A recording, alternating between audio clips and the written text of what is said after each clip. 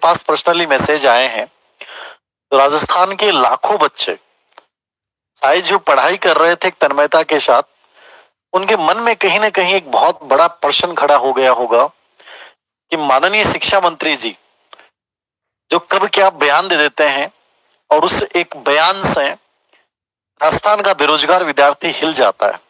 वो सोचने को खड़ा हो जाता है कि अब क्या करना है, मैंने तो ये कोचिंग ज्वाइन कर ली, मैं तो ये कोर्स कर रहा हूं, अब क्या होगा, क्या अभी हम जिस एग्जाम की प्रिपरेशन कर रहे हैं वो होगी नहीं क्या। बहुत सारे ऐसे संदेह होते हैं। नकारात्मक खबर बहुत जल्दी फैलती है, पॉजिटिव खबर को फैलने में वर्षों लग जाता है। समझ रहे हैं? फेसबुक पेज मेरा हैक हुआ, उस पर कुछ नेगेटिव पोस्ट डाली गई, बहुत जल्दी वायरल हुई। मैं कितनी सारी अच्छी पोस्टें डालता हूं, वो एक भी वायरल बहुत कम होती है।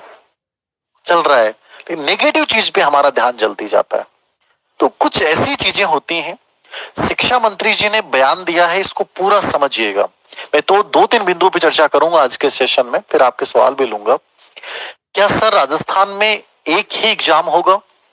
Grade first, grade second, grade third, इन सब के लिए अलग अलग परीक्षाएं नहीं देनी, केवल एक एंट्रेंस टेस्ट देना होगा? क्या ये सच है? क्या ये 2024 से लागू हो जाएगा, या कितना समय लग सकता है? क्या ग्रेड फर्स्ट और ग्रेड सेकंड भी एंट्रेंस एग्जाम के इसी एक एग्जाम के दम पे होंगे? इसमें एक चीज और है, क्या बीएड को समाप्त किए जाने का प्रयास किया जा रहा है कि बीएड की जरूरत नहीं पड़ेगी, उसी एंट्रेंस एग्जाम के आधार पे जो है वो आपको एक प्रशिक्षण लेना होगा? ये सब क्या है? कितनी सच्चाई है? क्या पॉसिबिलिटीज है? मैंने पूरा 2 दिन का रिसर्च करने के बाद मैं आपके सामने हूं। मैंने अलग अलग लोगों से राय ली, शिक्षा विभाग के जुड़े हुए अधिकारियों से भी मैंने अपने लेवल पे एक चर्चा की, जो मेरे दोस्त है किसी न किसी रूप में। तो मैं जो निष्कर्ष के रूप में और जो मेरी समझ है, मैं उसी के रूप में आपके साथ बात कर रहा हूं। जरूरी नहीं है कि मैं जो बोल रहा हूं एकमात्र सत्य होगा, हो सकता है इसके अपोजिट भी हो, लेकिन जो संभावनाएं हैं और क्या हो सकता है उसी की बात कर रहा हूं। पहली बात, क्या एक ही एग्जाम राजस्थान में होगा? ये शिक्षा मंत्री जी को किसी ने सुझाव दिया कि साहब इतनी सारी एग्जाम होती हैं। उसी सुझाव के समय उन्होंने भाषण दिया, और भाषण में उन्होंने इस बात का जिक्र कर दिया। किसी बात का जिक्र कर देने से वो कानून नहीं बन जाता।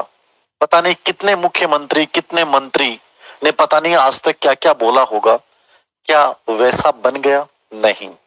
एक प्रोसेस होती है, एक कमेटी बनती है, उस कमेटी की रिपोर्ट आती है, रिपोर्ट आने के बाद विधि विभाग को, कार्मिक विभाग को, कैबिनेट में अनुमोदन होता है, उसके बाद गजट नोटिफिकेशन जारी होता है, उसके बाद वो नियम लागू होते हैं। यानी ये जो मैंने प्रक्रिया बताई है, इस प्रक्रिया में कम से कम साल से 2-2 साल तक लग जाते हैं किसी एक नियम को बनाने में, किसी एक रूल्स को पारित करने में। इसलिए पहली चीज जो आप अपने दिमाग से निकाल दें, क्या सभी भर्तियों के लिए एक एंट्रेंस एग्जाम के आधार पे राजस्थान में आगामी भर्तियां होंगी? ऐसा नहीं होगा। हाँ, मैं जहां तक समझ पा रहा हूं, 2 चीजें समझिएगा कि इन्होंने कहा कि टीचर बनने के लिए केवल एक टेस्ट लेने पर हो रहा विचार, विचार है, एक सुझाव है, क्रियान्वित होगा, साल, 2 साल, 3 साल लग जाए। लेकिन यहां 2-3 चीज देखनी है आपको। जून जुलाई मैं जो बात कर रहा हूं कि एक बात को गंभीरता के साथ नोट कीजिएगा। आचार संहिता के बाद लगभग 6000 की ग्रेड फर्स्ट की भर्ती आ रही है। वो भर्ती जो पुराने नियम है उसी के तहत हो रही है। आचार संहिता के बाद ग्रेड सेकंड की भर्ती आ रही है। ये दोनों मैं आपको बताऊं, लगभग पुख्ता सूचना के आधार पे मैं बोल रहा हूं, ग्रेड फर्स्ट और ग्रेड सेकंड। और ये जो आपका पैटर्न था उसी पे होगा। मामूली चेंज ये हो सकता है सिलेबस में आंशिक परिवर्तन, जो हर बार होता है। जैसे पिछली बार थोड़ा सा फर्स्ट पेपर में ग्रेड फर्स्ट में चेंज कर दिया, स्कूल मैनेजमेंट के 2-3 टॉपिक हटा दिए, जोड़ दिए। अपडेट वाले विषय कोई भी होता है उसमें थोड़ा बहुत चेंज कर दें, मैं मतलब कोई भी चीज को लेकर मामूली कोई फेरबदल हो तो जरूरी नहीं कैसा होगा। बाकी ग्रेड फर्स्ट और ग्रेड सेकंड जिस पैटर्न पे होती आई है उसी पैटर्न पे आपके सामने एक भर्ती आ रही है, और ये निश्चित रूप से आ रही है। जो बच्चा गंभीरता पूर्वक प्रिपरेशन कर रहा है उसको अन्य बातों पे ध्यान दिए बिना इस परीक्षा को ध्यान में रखकर, इसके पैटर्न को ध्यान में रखकर अपनी तैयारी को जारी रखना चाहिए। नंबर 2, सर क्या रीट पात्रता परीक्षा के आधार पे grade first, grade second, grade third, क्या उसी लेवल पे एक एग्जाम की बात की जा रही है?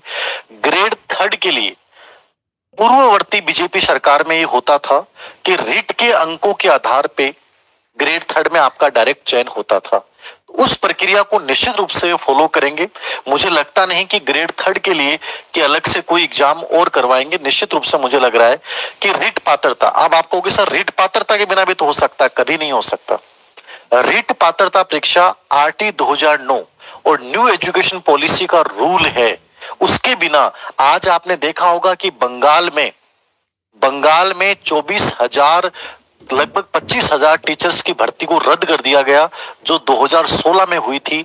8 साल से वो जचे हुए थे, उनसे वेतन ब्याज सहित वसूलने की प्रक्रिया भी शुरू कर दी गई। उसमें एक बात लिखी हुई थी कि इनमें से बहुत से टीचर्स बिना पात्रता परीक्षा टेट एग्जाम पास किए बिना उनको लगाया गया था। यानी ये एक बहुत बड़ी बात बोल रहा हूं मैं कि पात्रता परीक्षा मतलब रीट के बिना आप कोई भी एंट्रेंस एग्जाम कुछ भी कराओ वैलिड नहीं है। आपको पात्रता परीक्षा तो करनी होगी। तो आपको सबसे पहले मैं बोल दूं, आपको भी दबाव बनाना चाहिए सरकार पे। ग्रेड थर्ड की भर्ती तब तक नहीं आएगी जब तक रीट का एग्जाम नहीं होगा, और ग्रेड थर्ड की भर्ती भी मेरे अनुसार जो मैं जहां तक समझ पा रहा हूं ये रीट के बेस पर होगी। यानी आपका जो रीट का एग्जाम है वही फाइनल एग्जाम बन जाएगा, मैं जहां तक समझ रहा हूं, क्योंकि पूर्ववर्ती सरकार ने ऐसा ही किया था और ये बार बार इस चीज को लेकर बयान दे रहे हैं। तो वो वन एग्जाम जो है वो यहां जरूर फॉलो की जा सकती है। नंबर 2 पे न्यू एजुकेशन पॉलिसी में नया प्रावधान आ रहा है। क्या प्रावधान आ रहा है कि ग्रेड सेकंड और ग्रेड फर्स्ट के लिए भी टेट का एग्जाम का आयोजन होगा। वो प्रावधान जुलाई, अगस्त, सितंबर में संभवतः उसका नोटिफिकेशन आ जाएगा। एनईपी 2020 और आरटी 2009 कि किसी भी प्रावधान को कोई भी राज्य सरकार जो है वो पेंडिंग रख सकती है लेकिन अस्वीकार नहीं कर सकती। और ये तो इनकी सेंटर में बीजेपी सरकार, यहाँ बीजेपी सरकार। तो आने वाले टाइम में फिलहाल तो मैंने कहा कि ग्रेड फर्स्ट और ग्रेड सेकंड की भर्ती जो पुराने पैटर्न पे थी एक भर्ती हो जाएगी, लेकिन आने वाले टाइम में टेट का एग्जाम तीनों भर्तियों के लिए होगा। अब उसमें ये लोग ये कर सकते हैं कि जो इन्होंने सुझाव दिया है शिक्षा मंत्री जी को, जिस भी व्यक्ति ने दिया है, उनका सुझाव इस लेवल पे हो सकता है कि देखिए grade first, grade second, grade third के अलग अलग एग्जाम्स भी होती हैं पात्रता एग्जाम के बाद, तो क्यों ना पात्रता परीक्षा में ही कुछ ऐसा प्रावधान कर दिया जाए कि 4 बिंदु होते हैं उसमें सब्जेक्ट जो है उसके वेटेज को थोड़ा सा और बढ़ा दिया जाए, या कोई एक नया पार्ट और जोड़ दिया जाए। बाकी जो पार्ट है आपके साइकोलॉजी है, हिंदी है, टीचिंग पेडागोजी है और आपका सब्जेक्ट है वो तो साथ चले ही, उसके साथ कुछ एक नया पार्ट जोड़ के उसी के बेस पे, उसी के मेरिट के अंकों के आधार पे शिक्षक भर्ती में चयन कर लिया जाए। इन फ्यूचर ये चीज हो सकती है, देखने को मिल सकती है, लेकिन फिलहाल ग्रेड फर्स्ट और ग्रेड सेकंड की भर्ती मेरे अनुसार श्योर जो प्रस्तावित है और जो आएगी, जो बजट घोषणा में काफी सारी वैकेंसी आपके सामने आने वाली हैं, उसके तहत ऐसा ही होगा। समझ में आ रही है बात? समझ रहे हैं यहां तक जो मैंने बात बोली है कि ग्रेड थर्ड का भर्ती जो है वो निश्चित रूप से रेट के आधार पे हो जाएगी। ग्रेड सेकंड, ग्रेड फर्स्ट की जून जुलाई में जो भी भर्ती आ रही है, श्योर आ रही है, वो पुरानी ही चीजों के आधार पे होगी। ये जो रूल्स और रेगुलेशन बनेंगे तो मैंने कहा इसमें साल भर की प्रोसेस लग जाएगी। 2025 अप्रैल, मई, जून के बाद जो भर्तियां होंगी उनमें हो सकता है इस तर्ज के ऊपर एक कॉमन एंट्रेंस एग्जाम, मतलब जैसे राज्य पात्रता परीक्षा टेट होती है उसी टेट के तहत जो है वो अन्य भर्तियां की जा सकती है, जो न्यू एजुकेशन पॉलिसी भी लेके आ रहा है ग्रेड फर्स्ट, ग्रेड सेकंड के लिए, सबके लिए। तो ऐसा कुछ किया जा सकता है, लेकिन फिलहाल उसमें एक टाइम लगेगा। तो इसलिए आप इस बात में तनाव नहीं लें कि सर वो एग्जाम क्या होगी, क्या कैसे करेंगे, तनाव छोड़ दें। जो अभी बीएड जिन्होंने की है वो सी टेट का एग्जाम दें, रीट की तैयारी हो जाएगी साथ साथ में, या रीट की प्रिपरेशन करें उसके साथ अपना सब्जेक्ट एनसीईआरटी और आरबीएसई बोर्ड की किताबों को बहुत शानदार तरीके से तैयार कर लें। ग्रेड सेकंड और ग्रेड फर्स्ट के जो अभ्यर्थी हैं उनको बहुत गंभीरता पूर्वक मेरी सलाह है कि जिस राह पे चल रहे थे अपने सब्जेक्ट को, अपने जीके को, राजस्थान जीके को, साइकोलॉजी को, इन सब को बहुत स्ट्रॉन्ग बनाते हुए आगे बढ़ें। आपकी भर्ती प्रक्रिया बहुत जल्दी आने वाली है, तनाव नहीं लें। तीसरा चौथा सवाल मेरे पास जो बच्चों का है उसके बाद मैं आपके सवाल लूंगा। सीईटी एग्जाम समझ रहे हैं कि जो अधीनस्थ सेवा चयन बोर्ड की जो भर्तियां हैं आपके, चाहे वो एलडीसी है, चाहे आपकी पटवारी है, ठीक है, राजस्थान पुलिस वगैरह, ये सब भर्तियां हैं, ये सीईटी के तहत है। अभी पटवारी का कल एक आया था, जो अधीनस्थ सेवा चयन बोर्ड के सचिव डॉक्टर भागचंद बगाल जी ने बताया था कि हमारे पास 2900 समथिंग, शायद मेरे ध्यान में आ रहा है एग्जिट, की भर्ती प्रस्तावित है। लेकिन वो आज उन्होंने एक स्टेटमेंट दिया है कि वो 2024 में जो सीईटी का एग्जाम होगा उसी के आधार पे होगी।